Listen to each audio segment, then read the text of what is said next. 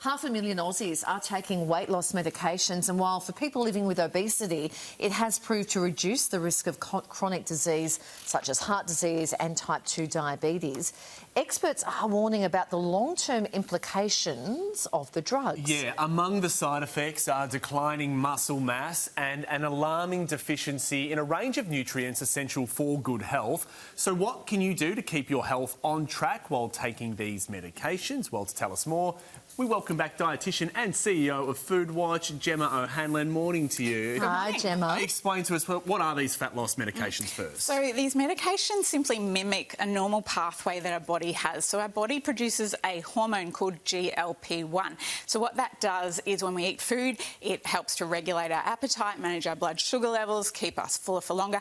These drugs amplify that. They bump that effect up a lot. So essentially, we're going to be eating a lot less food because we're not hungry. We, our appetite becomes really suppressed, and these weight loss drugs can lead to significant weight loss, about over 20% of weight loss, which is quite a lot for people. So they can help to reduce the risk of chronic conditions. They can be safe and effective, but we do need to consider some of the nutritional aspects to ensure that we stay well nourished. Okay, so what are the downsides? So we're not eating as much, we're not hungry.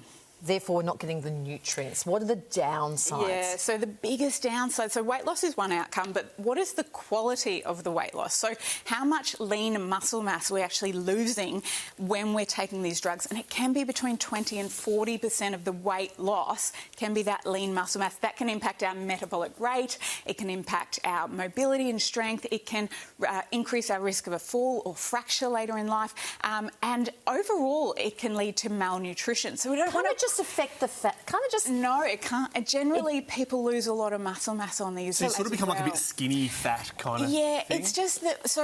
we can become frail. And so the thing is, there's things, though, we can do with nutrition and exercise to help to maintain that muscle mass. Okay. What can they do? Well, protein is really important. So think of protein as your preservation agent. So protein-rich foods are really important to maintain muscle mass.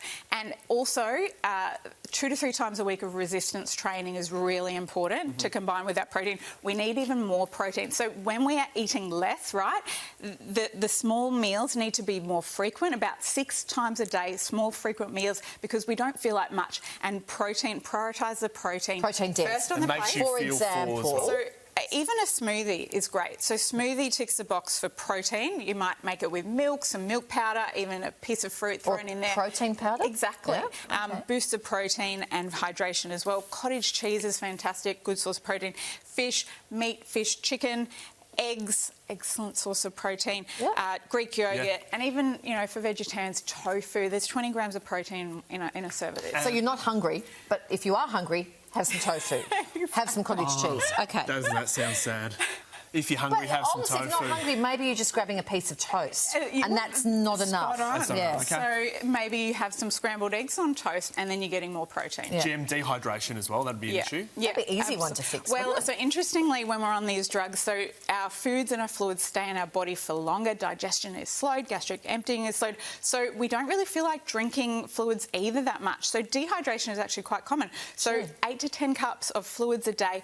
Water, tea, coffee, of course, but then think about your other hydration needs. So things like soups. This chicken soup is fantastic because that's got 14 grams of protein in that. Fluids and vegetables, watermelon and cucumber have over 90% water content, so they're great as well. Great. Wow. Gee, I'm hungry and dehydrated. I'm going to grab some cottage cheese and a cucumber. And the other thing to consider as well, I think when someone is prescribed a weight loss medication, they should also be prescribed a referral to an accredited practicing dietitian, because a dietitian can help people make sure they're getting what they need in the small amounts that they can eat. While still losing weight as well. You know what? It's super important because people may be just jumping on the drugs without giving a lot of thought to this side of it. It's so important to stay nourished when we're on these drugs. Thanks, Gem. Thanks for explaining for having me. We're back after this.